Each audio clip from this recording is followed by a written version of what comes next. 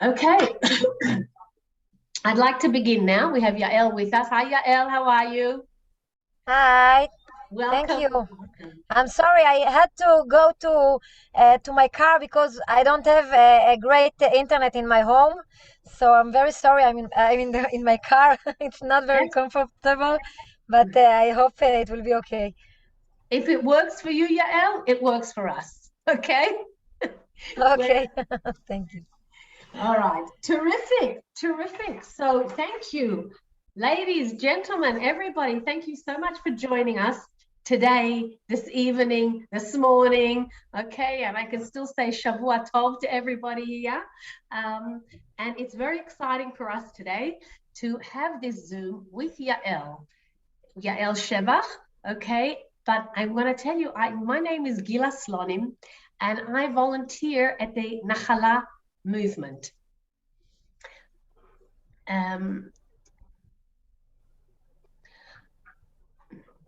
Working? Okay, I volunteer at the Nachala Movement together with my many members of my family.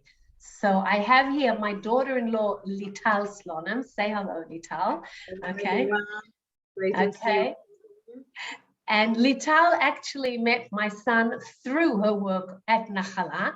And when I say her work, I mean voluntarily, because we all volunteer at Nachala. And my husband, Zev, who's here as well. And we're all part of this exciting team who are working for Nachala. And Nachala is basically a movement which we work to expand the areas of Yehuda and Shomron. Yehuda and Shomron is in the heart of Eretz Israel, of our homeland. And for various reasons, which is like very difficult for us to comprehend, still for me, it's hard to understand that we can't build freely in our own homeland in Eretz Israel. But there's a reality here. There's a reality that we're acknowledging, and we're working as hard as we can to expand and to build in Yehuda and Shomron. We do this in various ways. So obviously we're establishing new townships and settlements. And if you heard of the settlement of Eviatar, which was established about a year ago, okay, that was the initiative of Nachala. And we create core groups of young people, we call that Garinim, who are prepared and ready to go up and settle these various points of areas in Yehuda and Shomron, that where we are expanding to. We work on educating youth, okay, and educating people in general to understand about Yehuda and Shomron. And we are an ex-parliamentary lobby group. So if you can't get hold of Lital, it's because she's in the Knesset as part of the lobby. And actually, the head of Nachala is, we have Tzvi Elimelech Sherbach, grandson of Rav Levinger, who basically, it was under him that Nachala was established over 15 years ago, and Daniela Weiss. Okay, she's also the head of Nachala. Daniela is actually going to do her utmost to join us later on in the call today. She is, as if you know Daniela, you know that she is a very vibrant, energetic, incredible woman, also being called the strongest woman, I think the strongest person in the Shomron. And please God, she'll be able to make it and join us later, and you'll understand why we say that. Okay.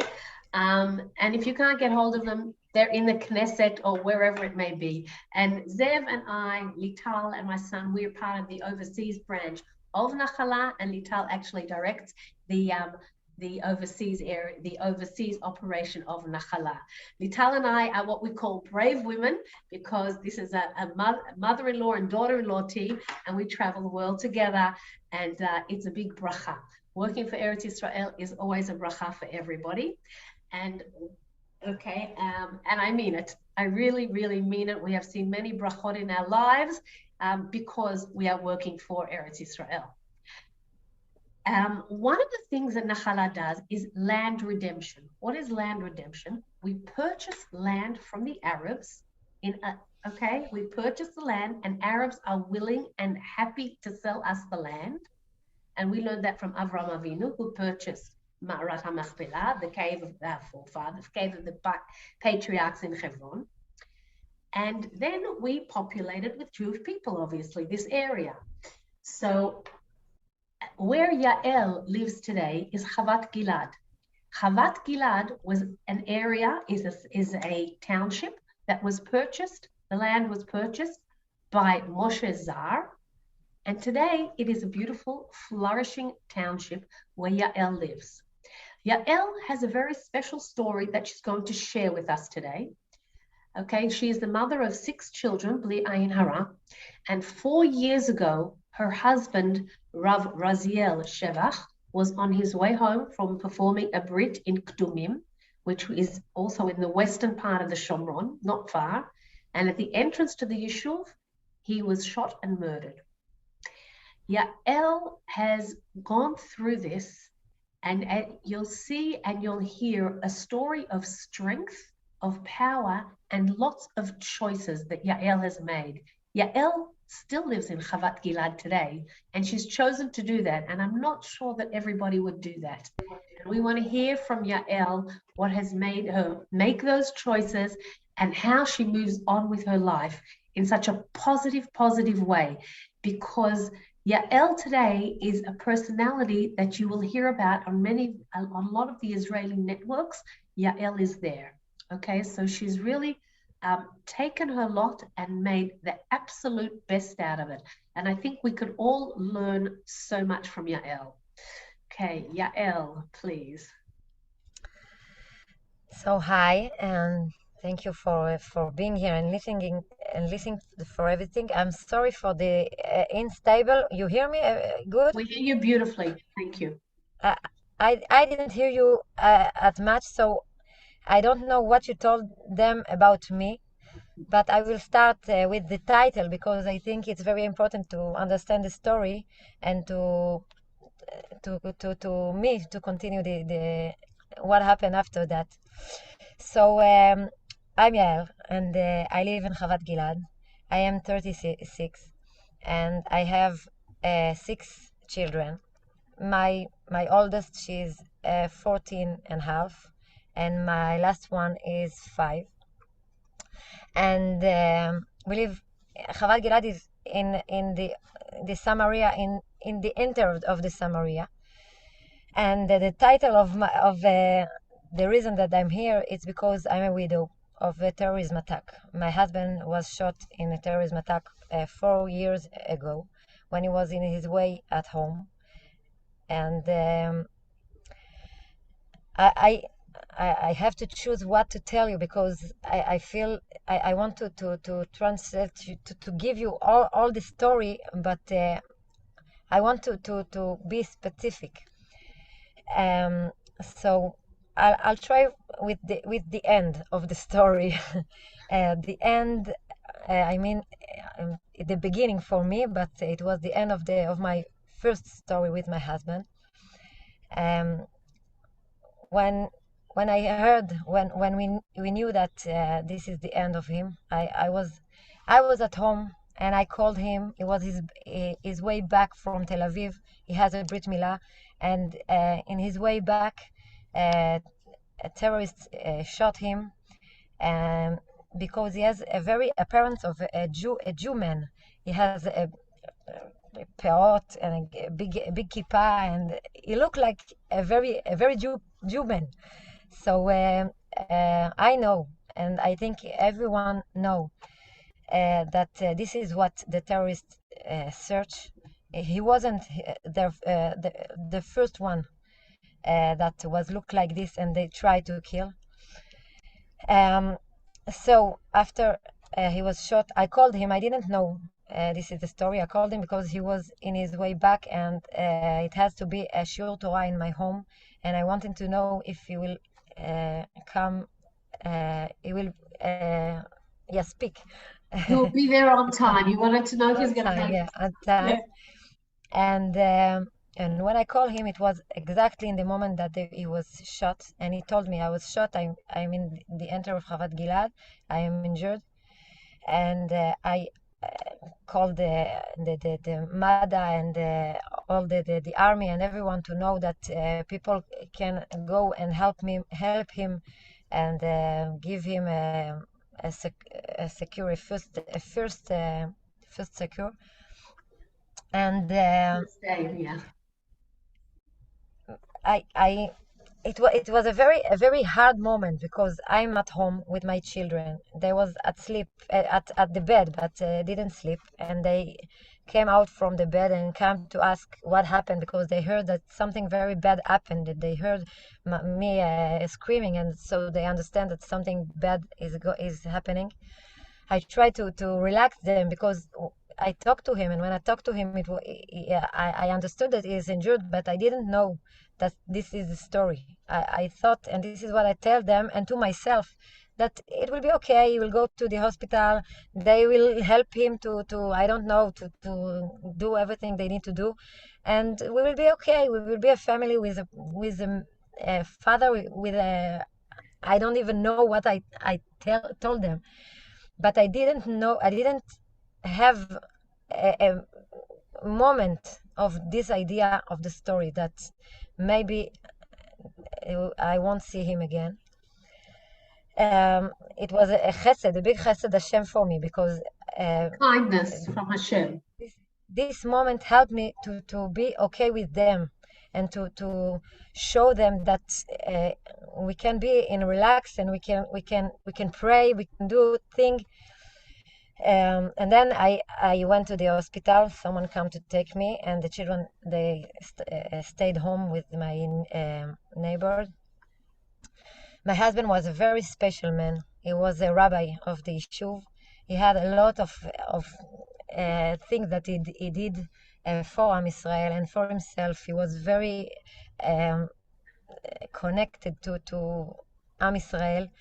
And at this moment, I felt it very much, because when I came to the hospital, at the way, I asked for the driver to stop at the place where the shot, to take his tefillin, because I know my husband, and I know that maybe he's in the hospital, and the story I told to myself that it will be okay. So I need the tefillin for tomorrow morning, and there were there a lot of people. Everyone wanted to help. Everyone wanted to be a part of this moment. And even after, when we go to the hospital, it was all my family, but with the family, it was a lot of people who heard the name of him, and they knew that this is him, and they wanted to be with us at this moment. And when I came to the hospital, a few moments after that, a doctor came and said to us that he didn't make it. And it was a very hard moment, a very dark moment. Everything that I thought will be my life, I understand that all my life is broken, and it's not a little broke, it's everything is broken for me.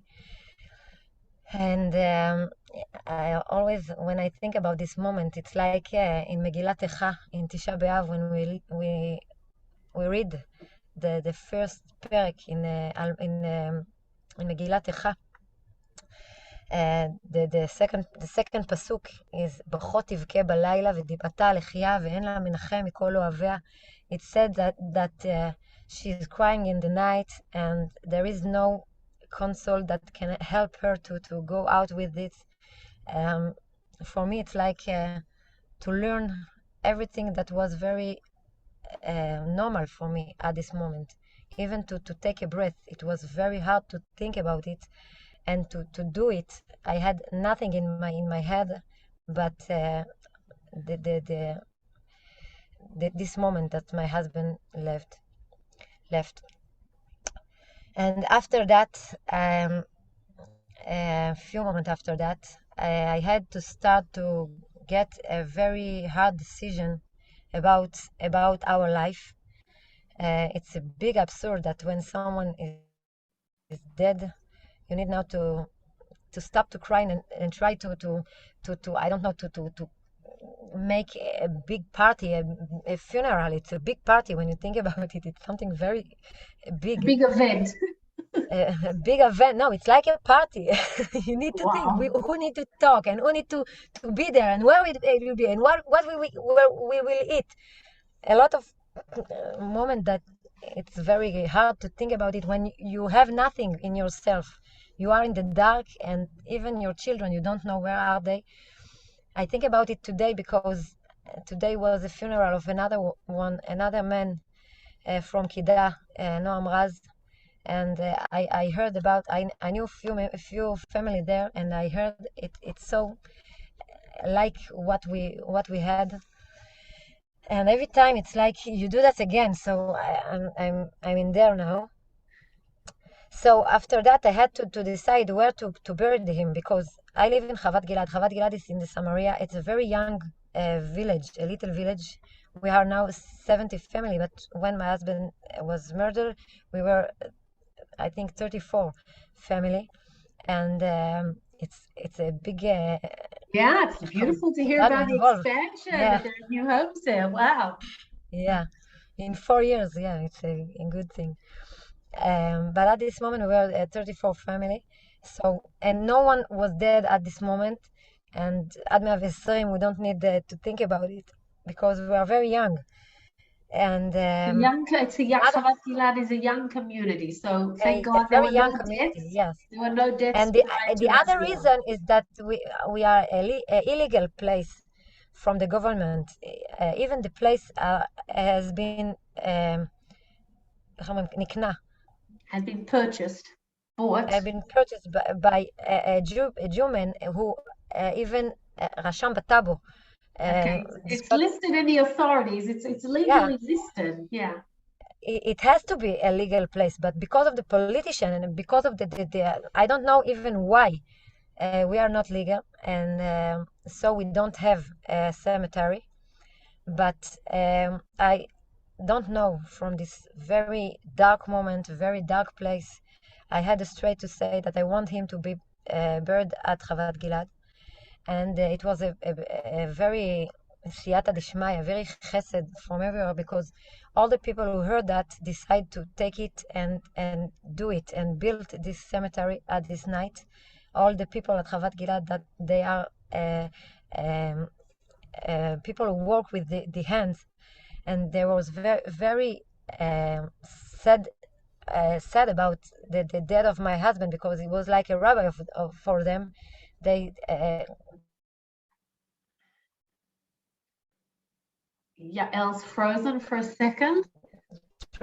Okay, I'm sure she'll come back in a minute. 1 second, Yael, you're frozen for a second. Yeah. Okay, that's the wonders of the Zoom and the difficulties of the Zoom. Okay.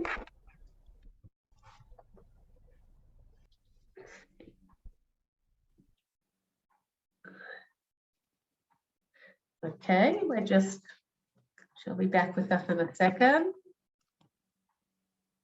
But she's gone.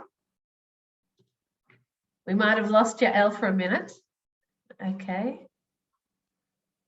You just need to unmute yourself, Yael. Yeah. Yes, we'll hear you. Thank you. Sorry, we are in the Samaria. We have a lot of problem with the internet. The reception, sometimes it's an issue, right? Okay. Yeah, sorry. No problem. Okay, so we were there. We heard you until you were telling us about how the people of Chavat Gilad got together and they actually made a cemetery in order that Rav Raziel could be buried there the next morning, I guess. Yeah. Yeah, the next morning at 11 in the morning, the cemetery was totally built. It's a very special thing. I don't know if you understand where I live. I live in a mountain with nothing on here, and to build a cemetery, it means to come and get a road and a lot of things that you have to do. That at this moment no one thought about it. And because we are very young, it's not something that you think about it. When you think about a little young place and what you want to build there, you think about a kindergarten, a school, I don't know, a garden for children. You don't think about a cemetery. But when we get this we decide to do this, and everyone take that and make that together. it made something historic, not even for only for us, but for, I think, for maybe for all the people at Israel, because tomorrow morning when there was the funeral, I asked in the radio and in the television that everyone can come, please come, and 2,005 people come. Wow. 2,500, אמרתי את זה נכון? 2,500 people, 2,500 people turned up. That's incredible. 2,500 people came. I don't know if you understood what it means for a little young village to get a lot of people like this, and to for all the day of all the Shiva, all the time it was a lot of people who come, a lot of politicians, a lot of people who heard about it and wanted to be a part of us and to hang us and to be with us. It was very, very special. And the decision of Bird Raziel at Chavat Gilad helped to the government to decide 3 weeks after that this is the time to start to get Chavat Gilad legal. So it's not the end of the way, because 4 years after it, we are not legal. We are not in the end of the way, but we are much legitimate. We have the legitimation to live there more than before the death of my husband. So it's a process, and you've really moved forward in that process of Chavat Gilad becoming a legal, fully recognized yishuv.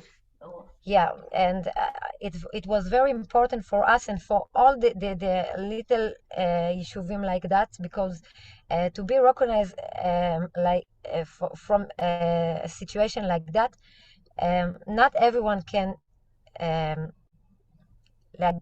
למנף את זה, איך אומרים למנף? To make this something, to take this situation and really use it as a launching pad and to move ahead. Use the situation, exactly, to use the situation for something so big and so meaningful and significant. Yes, meaningful. But after we decided that, after me and the parents of my husband decided this decision, it was like for me, and maybe not only for me, I think it was the truth, because when you do something true, all the world, I don't know, everyone know that this is what have to be. If it's meaningful, so you have a lot of people that want to be a part of this moment. And after we buried him, and after a moment, I think even now, after 4 years, I still feel that it was the great decision, the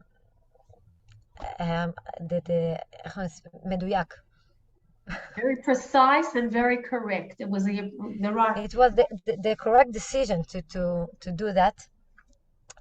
And when I think about my life at Chavat Gilad, I have a lot of people asked us, why didn't we leave? And what about my children? You don't afraid to live there?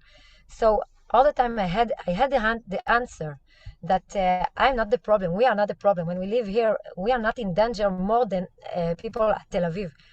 And before a year, before 2 years, people couldn't understand that, because the human mind is very great to לשכוח. איך אומרים לשכוח? Forgets easily. It's very selective. We are very selective. We know to forget every situation, every hard situation. But now, after 2 weeks, that it doesn't stop to have all the time terrorism attack, not in the Samaria or in Jerusalem, even not in Jerusalem, in Tel Aviv and in Hadera and Bnei Brak. So you can now understand that the problem is not us, and we are maybe a part of the problem, but all the Jewish people are the part of this problem. All the land of Israel is a part of the problem. But if we change that and we let us to say that this is not a problem, this is the solution for us. And we live here because we want to have the solution and to show to everyone, even bimiuchad, to the government, that stop to think that if we live here, so maybe it will be a peace, because we tried that and it doesn't work. So, and I don't know if there is any solution now, and I want to not think about it. I live in my place, I live in my home with my children. I think my children are very hero people because they live with a lot of strength and a lot of faith that that my husband the life we lived before my husband died was a meaningful life, and it was a great life. It was a happy life, and I can't let it in the back. I have to be a part of it, to continue to be a part of this life, for me, for them, for you, for all the people, because I think if you continue with your emet, truth, with your truth, if you continue with your truth, so first of all, people want to be a part of this, because the truth is something very medabek. Exactly, it's very attractive. It attracts people. Yeah, Truth it's attractive. and simcha. We see your smile. Yeah, and when you do that with a strength and happiness, and without, it's not. I'm not saying that it's not hard. It's very hard to live here, and all the time to be to need to explain yourself. Why are you living here? And what about your children? It's dangerous. Why are you doing that to them? And what about them? And how did they take the murder of the death of their father? I don't have a great answer for everything. I just want to know that when you continue life with a meaningful and the truth and a happiness and a straight, so people want to be a part of this thing, and people know that this is the truth, and this is what is good for everyone. I want to invite every one of you to see where I live. What's that community? And it's a very special community of people who are very feel they are the heart of Israel. They feel the heart, and when Israel is crying, everyone at Chavat Gilad is crying. When someone feel that something is not good, if in the south or in the north or in the Gush Dan or Jerusalem, we feel it very, very hard, more than everywhere else. And I think this is to live in this place and to have children in this place.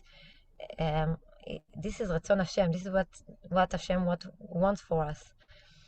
So this is my story. I think you can understand more if you come and see. But this is what I have to say. Thank you, Yael. Wow, that was so inspiring and moving. And obviously you've navigated your path with a lot of wisdom. Okay, we have time for one or two questions. If anybody would like to ask a question, feel free. Okay, I want to ask you, Yael, my question is like, as you have been through all of this and you're bringing up children, and I'm sure you have waves of sadness that come over you, how do you overcome that? And how do you make sure that your simchat chayim, your joy, comes out and keeps on pushing you forward and ahead in your life, and to have that impact on your children, that you're actually bringing your children up despite the difficulties in a happy household?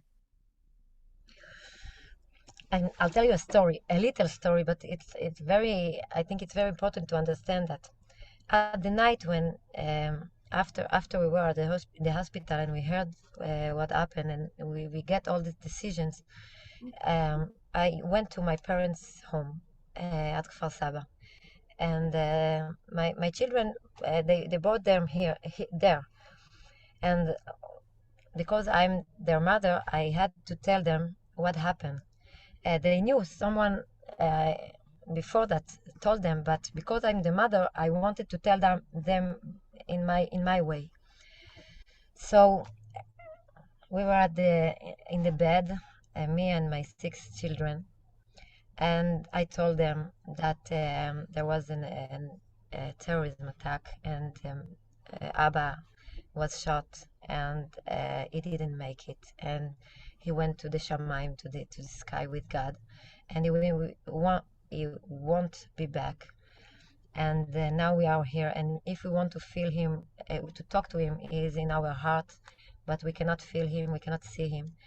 It's very hard to tell that to children, and it's very difficult to try to do that and to let the regashot, feelings, emotions, to let the feelings be נוכחים, present, to give them their present, space. yes. Yeah.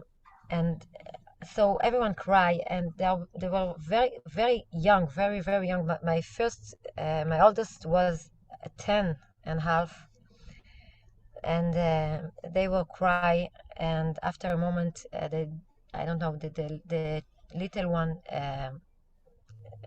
get sleep.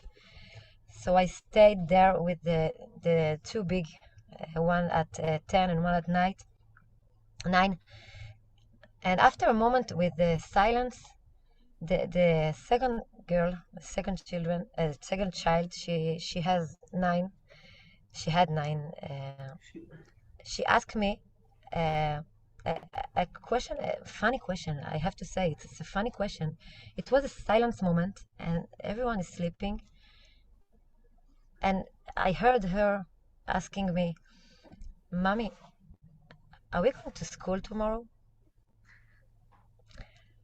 And she didn't continue. She stopped that. And then the other one, the oldest one, she looked at me and she said, "Mommy, at Purim, are we going to Dress up, wear costumes? Are we going to dress up in costumes?" And the little sister of my husband, she got married a month after the terrorism attack, and she asked me, "Are we going to go to the wedding, and we will dress dresses and new dresses?" A little question, very funny question, very normal question, and it was very difficult to understand that I just told you the hardest thing of the life. I just broke your heart. What do I care if you go to school tomorrow and if you go to dress up at Purim? It's not important now. But for them, it was very, very important, because this is not a question they asked. So this is the question they asked. But if you look deeper, if you dig a little bit, you see another question, another something will come from the heart, the big of the heart. "Mommy, are we going to continue to live?" And for me, when I understand that this is what they want me to say them, for me this is what I'm doing now. For me to tell the story and to continue to live and to be happy and to live a very great life with them. Every birthday it's a big party for us. Every time, every vacation, it's with all the the noise that we can do. For me, it's to answer them that yes, we are continue to live, and this is what we are going to do now for all the rest of our life, and we are going to do that big time, because the life we had was a big life. And this is what we want. This is what I want to show them when I say the story, and when I talk to you, and when I talk to everyone, and when I smile. It's for showing to them, to my children, that I'm not stopping to live. I want to live with them. So I don't know if it answers your question, but I think this is what I wanted to do. It's this conscious decision that you're going to take life on, and you're going to lead it in the most positive way. And that's the legacy of your husband, to be positive and to be happy. Yeah, when someone is dead to you, you feel like you want to live twice, once for you and one for him.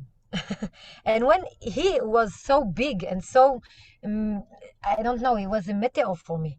So I want to live twice big, not a little life, a big life. Amazing, amazing, Yael. Thank you very much. I think you are leading a very big and a very special life today. And it's very inspiring and important for us to hear your incredible, incredible message. So thank you. I have a question. Yes, okay, Rafi, yes. One question, okay. Okay, my English is not so good, but I want to know if she has some kind of feeling of revenge. They kill her husband.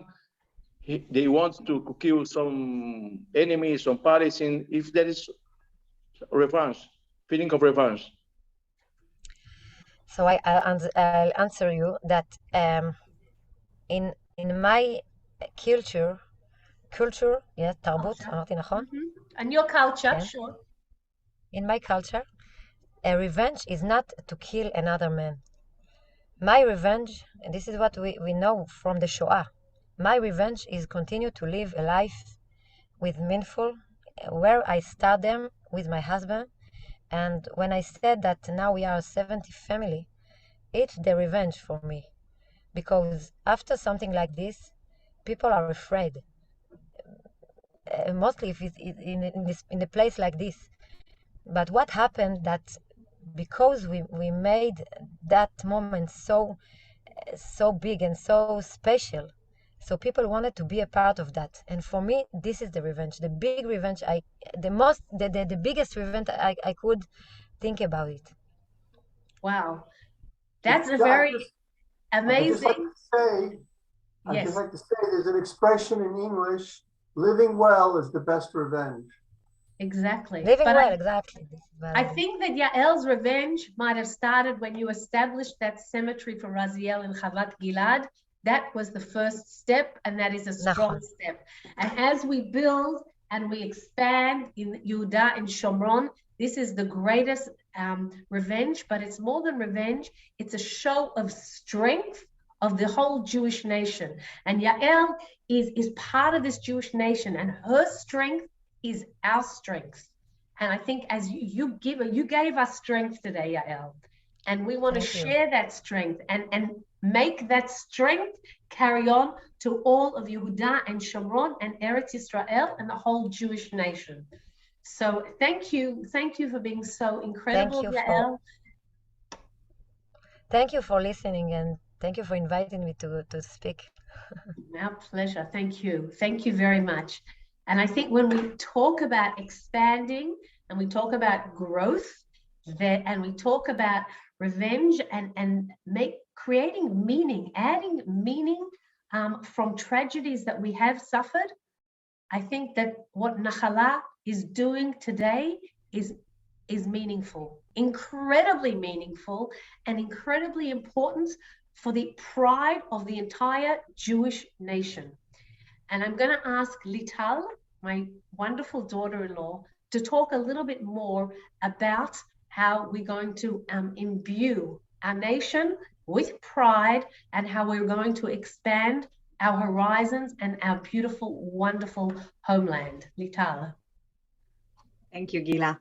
Thank you, Yael. It's always give a lot of strength and to hear about this power and strength and that Yael you have. And hello, everyone. Very nice to see you all. Those of you that doesn't know me, I'm Lital Slonim. I have active in Nachala Movement for over 15 years. I'm dealing with a political and information department in our movement. I am a building engineer and the mother of 3 lovely children, and I'm happy to be with you all here today. We in the Nachala Movement are working to continue the settlement and enterprise, to establish new settlement, to strengthen the Israeli government, to have the power to establish and to build and to make Yehuda and Shomron to be bigger and stronger place. On the one hand, Yehuda and Shomron today, Judea and Samaria, already flourishing region. There is over 250 settlements, cities, township, more than 850,000 Jews that living in those areas in Judea and Samaria in the north of Jerusalem, and we can really have everything there. We have school, we have thriving community life, industry center, culture life, shopping center, and we really have everything today in Yehuda and Shomron. So we all could think to ourselves that we can afford ourselves to lean back and comfortably and think that everything, all the work was done. But in practice, the situation is not like this at all. In Yehuda and Shomron, there are large areas that are empty and now under risk to Arab takeover. This day, there is great struggle over the land of Yehuda and Shomron. The leadership of the Palestinian Authority has made a strong decision that they are moving forward to achieve a Palestinian state by establishing facts on the ground and take over much land that they can. This takeover has strong financial support from Europe countries. This plan has clear aim to taking over all of the area by 2030. They want to finish to establish the Palestinian state until the 2030. The plan focus building strategic places to the Jewish settlement. They are building not legally with no permission and trying to take more and more land as much as they can. According to the Ministry of Defense documentation, the Arabs are taking over approximately 60,000 dunam of land each year, land that belongs for the Jewish settlement and to the Jewish nation. The Israeli government is not stopping this illegal Arab takeover, and the other hand, the government freed the Jewish settlement to develop and to grow. The government does not prevent the Arab from building not legally, and we see that the Jews have more difficulties to expand. The state of Israel lost already 2 million dunams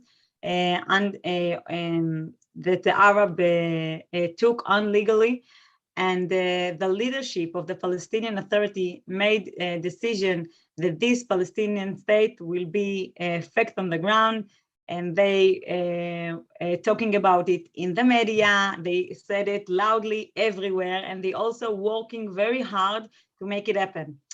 And if we, all the Jewish nation, will not wake up to this and act, it might be too late. Today, more and more people are understanding that this takeover of national lands by the Arab are risking the settlement enterprise and also the security of all the Jewish state. We in Nachala Movement have set a goal to lead a change in policy and to return the Israeli government to the policy of building and development Yehuda and Shomron. From historical understanding that the combination of pioneering action that, like we always said, make fact on the ground, together with public and political support, will give the Israeli government the strength and to stand in front of this pressure and return to the natural policy of people, of a nation that build and develop his country. In order to lead change in policy in the government, their main factor must be combined. The first one is pioneering action in the field.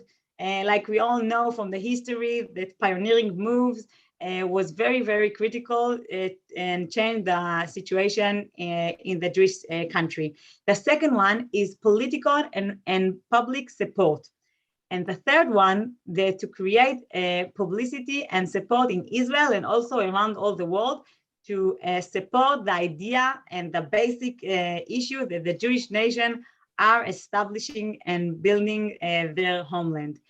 We dedicated to go on land and we are now going on a big project, establishing in one day new places, new township together. The Israeli government facing strong pressure from all over the world and to freeze the Jewish settlement, and we understand that Zionist and pioneering active will give the government the power to stand in front of this pressure and to return to a policy of building and developing the Yehuda and Shomron area. We, Nachala Settlement Movement, working nonstop on this program. We call it Building the Future. And the idea is a practical work plan for establishing new settlement in all the area of Yehuda and Shomron. Already now, we have groups of family that preparing, raising find the right places. We check everything that will be under the bureaucracy and legally, and we check the land and we pave roads and we make sure that we create a very strong support to each and every one of those garinim. And those family, we're talking here about many family. Each of one of these garinim has a few, at least 10 families in the group. Most of them have 30, 40 families in their group, and they all ready and prepare immediately to leave their comfortable home and to move to a new place, to a new issue, to establish a new Jewish life. And this project will be accompanied by political actions of strong support in Israel and Jewish communities around all over the world. We will do a social media campaign, and we will do a public campaign here in Israel and in different communities all over the world, because we need this support. We understand that the government, when they will see that this action of pioneering, that going and establishing new places, when the government see that this action has strong support from the Jewish community here in Israel and also from the Jewish community from all over the world, it gives them the strength and to stand. And the first step that the program will be in July, 21 of July this year. And you can all ask yourself what the chances of this program to succeed. The history of the Jewish nation is full of brave actions of people determined to change and create new history. We see it through all over our history as a Jewish nation. We are all familiar with the stories of the pioneers who built the country, the difficulties that they faced with from attacks, disease. In their time, the idea of to establish a Jewish country looked crazy, and no one even thought that they will succeed, except those who did believe and act and create a serious change in our nation. Those situations that they deal with seems in those times impossible, but they made their dreams to reality. They act and they succeed. They choose to act to lead the people forward and to save nation from disasters and to create a new future to all of us today. The great spirit that leads in the past, those pioneers, still exist today in our modern days. Just over the last generation, the pioneers have succeeded in changing reality in the settlement action. And those dreams we all saw and hear is it's something that we all see today. And I want to ask Gila to show us a short video clip that will show us a little bit more. Mm-hmm. Terrific. Thank you, Lital. And I just want to be clear that we all understand the areas of A, B, and C before I put the video, the clip on. The area A is like from these areas that were defined during the Oslo Accords, and A with the Arab area. B is area that is both, B for both, and C is the Israeli, the area that belongs to us. And that is the area that you're going to see how the Arabs, Palestinians are actually trying to take over this area.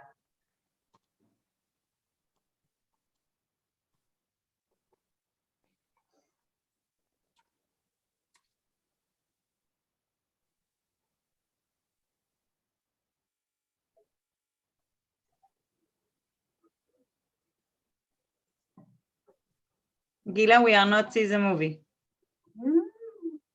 We see your screen, but not the movie. Okay. I've got it on back. Oh, 1 second. Can you hear it? We hear you, but we are not see your screen. You need to do share screen. Let's try it again, folks. Okay, thanks. I was just going to check that. I'm going to try it again. Sorry.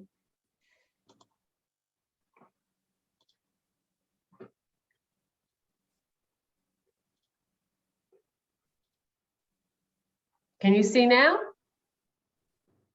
No, you need to do share screen, show the screen. You choose one page to show. You need to do share screen that all your screen will.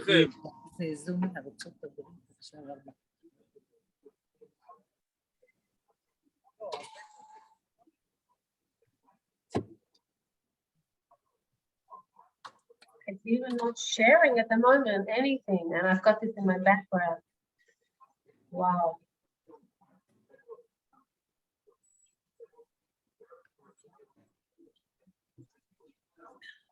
If you want me to join and explain a few things, Yeah. and then put the Absolutely. So Gila, maybe you will introduce Daniela, and we will show the movie. And you know what? Maybe I will introduce in the time that Gila will fix this issue. So I'm very happy that Daniela were able to join us today. It's a very busy day today in Israel because many of you might heard and some of you got our update message that in Friday it was a very, very big simcha, very, very big achievement. A new Jewish home, a new home became to be a Jewish place in Hebron, a house that we purchased. And we are now all dealing with this issue, and we have more than 15 families that moved there in Friday, and we did there a great Shabbat, which was very emotional and very excitement. And this is why we are now very, very busy in political aspect and in all the technical aspect. And I'm very happy that Daniela did the effort and joined us today. Daniela actually one of the people that were involved in revolution in our history and lead them. And today she's lead also our movement. She's the head of our movement Nachala, and she lead all of this program that we are speaking about and all our activities in the last 15 years. And I will be more than happy, Daniela, if you can share with us your point of view of when we're talking about changing the Israeli policy in the government to create this idea of establishing new settlement, new Yeshuvim to be the policy of the government. It's a big change, and how this revolution, how this change can happen through pioneering and active and organizing those established of new Yeshuvim, and why the public support is so important for this program to succeed. Okay, so may I proceed from this point? Shalom, everybody. I'm speaking to you from Hebron.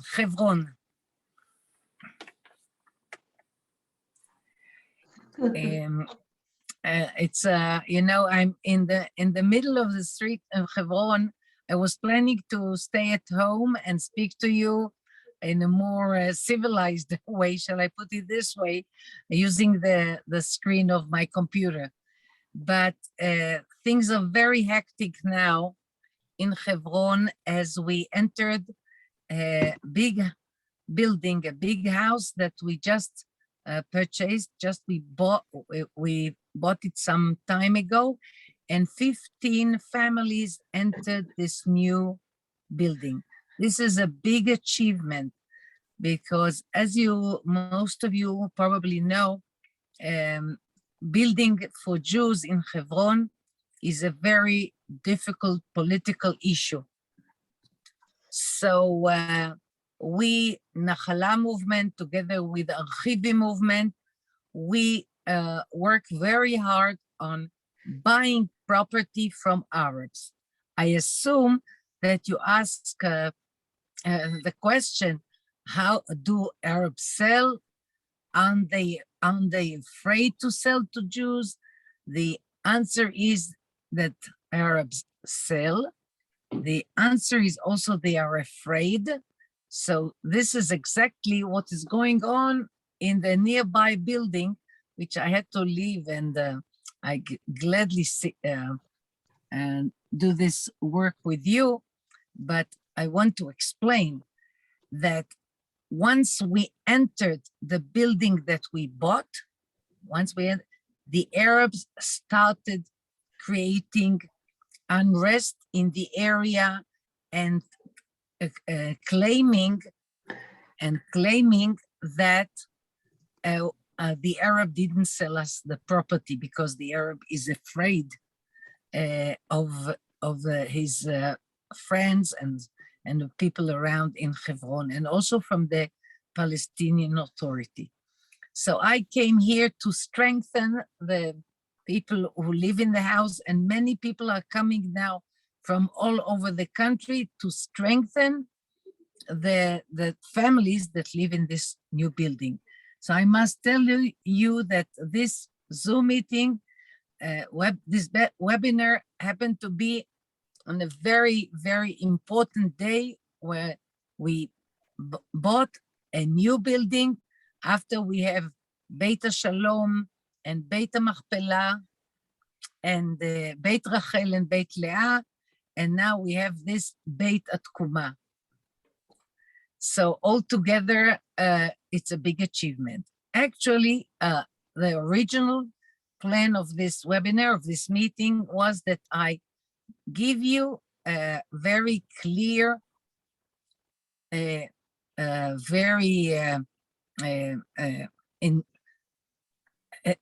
you examples, or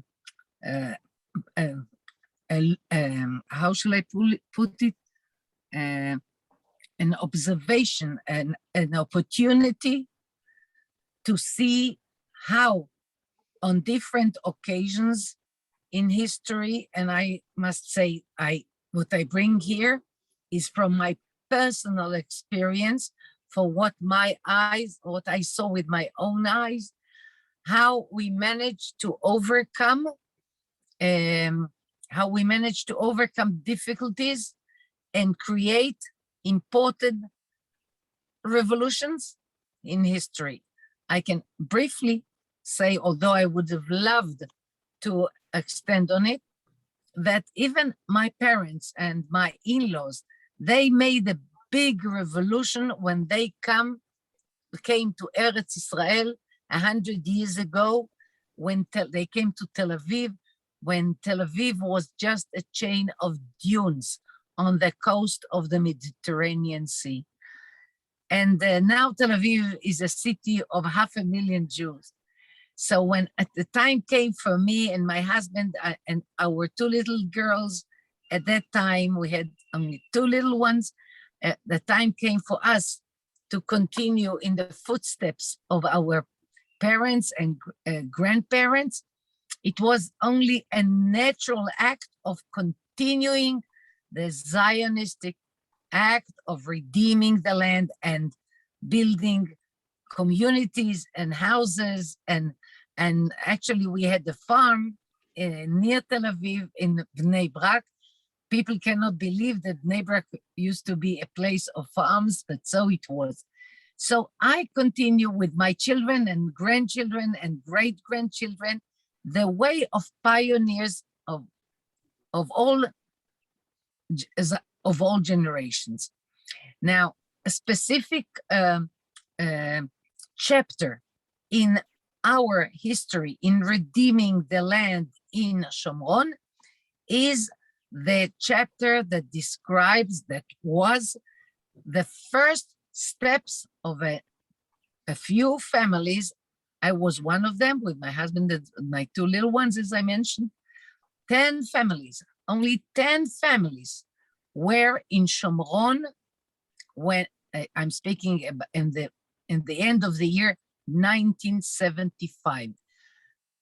When Lital and before that Gila spoke about our plans for the near future, about establishing more communities, more townships, continuing to develop Yehuda and Shomron. When they mentioned it, I know that some of you, and I know from meeting so many people all around, that people say, how can you be sure? How can we be sure that it will come true, that it will really happen? So I say, don't say this, don't pose this question to me, because my parents made the revolution, my grandparents, my great grand Safta Rapta of my, they all were people who made revolutions. So I continue in their footsteps. But I want to draw your attention to a specific thing that I was personally part of. No Jews in Samaria. And my friends in Tel Aviv saying to me, how come you leave your home, your friends, your kehillah, your community, everything, your parnasa, your everything, to go to they called it in those days, to the dark hills, to the black hills of Samaria. No Jew there. So I said, I go there because I know that God gave Judea and Samaria to us in the 6-day war, in the miraculous 6-day war. God gave us the birthplace of our nation, not to leave it bare and deserted, or to enemies, God forbid. But God gave us this Shiloh and Beit El and Tekoa and Dotan and Shechem and Hebron, where we are now. God gave this to us in order to return Jewish life to these areas. So I said to my friends, but they were crying that I was leaving them and I was going to this big question mark on the hills. And now, as Lital just mentioned, hundreds of communities, hundreds of thousands of Jews across the Green Line, close to 900,000 Jews. Think that we were just 10 families, and a few families here in Hebron, and a few families in Kfar Etzion. Now, when people say to me, how will you build 10 families, 10 settlements, 10 communities, 10 townships, when the world is against it, the US against it, Europe is against it, the Arabs are against it, the left side of the political map is against it. So I say to people, why do you say this to me? I can prove to you that we can make the Jewish nation with pioneers, can make revolutions, just as we made revolution number 1, number 2, number 3, number 4, so on and so forth. So we will make another revolution. And I want to finish this presentation. And as I'm now in Hebron, I can tell you, I'm sure that those of you of our, the people who participate in this meeting, visited Israel more than once, and of course, Hebron and the tomb of the patriarchs and matriarchs more than once. Now it seems to you so obvious that people pray in the tomb of the patriarchs, I can tell you that before the settlers came to Hebron in 68, headed by Rabbi Moshe Levinger and his wife Miriam, Jews could not enter the tomb of the patriarchs. And even after the 6-Day War, they had to confront so many difficulties, but they did it. And now people come by tens of thousands on Shabbat Chayei Sarah. People come every month, every Rosh Chodesh, to pray in Marat HaMachpelah. And I look at the people going, hundreds and thousands, going and praying in Marat HaMachpelah. And I say, do you realize that you're coming by masses to the tomb of the patriarchs is a big miracle? So like miracle number 1, miracle number 2, miracle number 3, miracle number 4, 5, 6, the miracles that I've seen in my own life. So there will be another miracle by Jews who make an effort to build the land, and Be'ezrat Hashem, God willing, we'll have the blessing in our future plan as we had in our past plans that dreams became reality. So Be'ezrat Hashem, God willing, our plan on the 20th of July to establish 10 new Jewish communities on the mountains of Judea and Samaria, will become a reality, Be'ezrat Hashem, with your help too. Here I return to Gila and Lital. Thank you, Daniela. Mamash, bravo. I think that you could, all our participants here could understand that with Daniela at the helm and Lital and the team there as well, it's going to happen. Be'ezrat Hashem, it will really happen. If Daniela made Kedumim happen, and Kedumim was, she called it a dark mountain. Now it is a thriving settlement which is spread over many mountains in the Shomron. It is unbelievable. Okay, now you're going to say to me, okay, I mean, I'm sure many of you have been totally enthused and are excited by what is happening here. And you'll say, but Gila, some of us are living overseas. What can we do? So the first thing is, if you're in Israel, then of course we want you to come and join us as we go up to those, up to all of those new settlements, please God, that we establish. We're going to have a WhatsApp group so you could find out what's going on and how you can help. I think that we've mentioned it a few times today, the fact that the effect, the influence of people in the diaspora on what goes on in Israel is great. You have a lot of influence if you're living in Chutz La'aretz over what happens here. You could write letters to the politicians in Israel. It will make a difference. Send us a copy so we can follow up and we can see what's going on. Okay? You could also, we're going to send you a picture, a photo of various places, and we want you to print that picture out and take a photo of yourself with that picture showing that you are with Yehuda and Shomron. You are together with us in establishing the issue.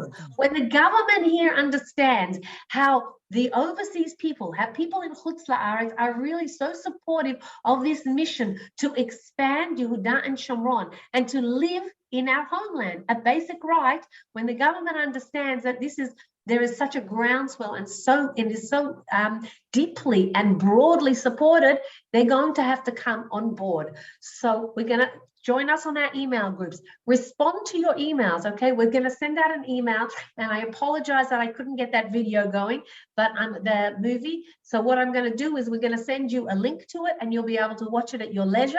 You can share it as well, because you're going to see our pioneers, but you're going to see what the plan is of the Arabs. They are planning to make a continuum. Their plan is to strangle the Jewish settlements and create a continuum of Palestinian villages, and that's where they're going to create their state. And we are not going to let that happen, okay? We are all we are all here. We're strong and we have great people at the lead. So thank you everybody for joining us.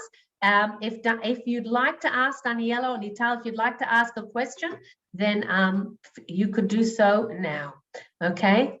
So if we have any questions or comments. Yes, Tamar. Yeah. Tamar, unmute yourself, Tamar. באמצע זום לארצות הברית. 1 second. Tamar. Okay. Hi. Hi, Tamar. Hi. Hi. So I did actually put in the chat. I wanted to know, first of all, I might have missed the beginning, but what is the status now with Aviatar? And also something that just I found last week incredibly upsetting was the a report about the state comptroller's report that just came out, indicating that between 2019 and 2021, I'm probably not going to work because I don't have it in front of me now, but that there was enormous security breaches, and it's been very easy for infiltrators to get in, not only around Judea and Samaria, but also along the northern border. And I mean, when I read that, I mean, I was like absolutely astonished, in addition to the fact that the report says that there were money set aside to repair whatever breaches in the security, whether it's a fence or, you know, however it's set up there, that money has not been released. And it's just like, I mean, to me, I was like astounded, as much as we, of course, all support building more communities, because that is, like the Lubavitcher Rebbe said, really the best way to prevent people from taking over Jewish areas. But how do you respond to that? And you talked a lot about, you know, working on the political front. So what's your, you know, what are your comments? What do you have to say? Okay. I'm ready to refer to some of the points you read. First of all, the question of Eviatar. As I mentioned in one of the meetings, or some of them on these international meetings, Sorry. I explained. Oh, okay, hang up, Saratova. Saratova, hang up. Okay, go on. I want to explain now too that right now in Eviatar, there is a military basis of the IDF. There are 50 buildings and a synagogue and the Beit Midrash and the kindergarten. All the buildings are there, and the army is taking care of the place. Another thing that was improved was a government property survey, which proved that the hill on which Eviatar is located is government property, which means that we can establish a community over there. As I mentioned in connection with my previous reference, there are pressures from the world, from the US and Europe, and also from different parties in the Israeli political picture, pressures from the world and from inside Israel against building communities. Now, as the government is committed to letting our families, the Nachala families, return to Eviatar, they cannot leave the place. That is to say, they must take care of it. But as far as the Minister of Defense, Benny Gantz, is concerned, he is very much influenced and very much instructed, I would say, by the left side of the political map and by the Arabs, which prevents him from allowing us to enter in spite of the contract that he signed and his commitment. So what we do, we impose political pressures, we have our demonstrations, and we try hard to influence, especially now that elections are at the door. We try to influence the parties that are now in the opposition to, first of all, to accept that once they come to government, they will enable us to return to Eviatar. Moreover, even now, if the Bennett government wants to remain, they must keep their word, and let us return. Why they do not do it? As Rabbi Chaim Druckmann here, one of the prominent rabbis in Israel, says, he said to me, how can I explain that Minister of Defense doesn't keep his word? So I said to the big rabbi, I am not a big rabbi, but I understand in the settlement activities and also some politics. I said, as Benny Gantz is under pressure of Arabs and the world and the leftists, he prefers to go with them rather than with us, the right-wing people and the settlers. So the summing up of all my analysis is that we have to impose many more pressures in order for this to finally happen. At least I'm partly, one can say, partly, I cannot say relaxed, but I have some satisfaction that we at least can, we see that the Israeli flag on the top of the hill and that the army people are there, and we continue with our pressures on the government. As for your question about what was the second part of your reference? The security funds. The security funds.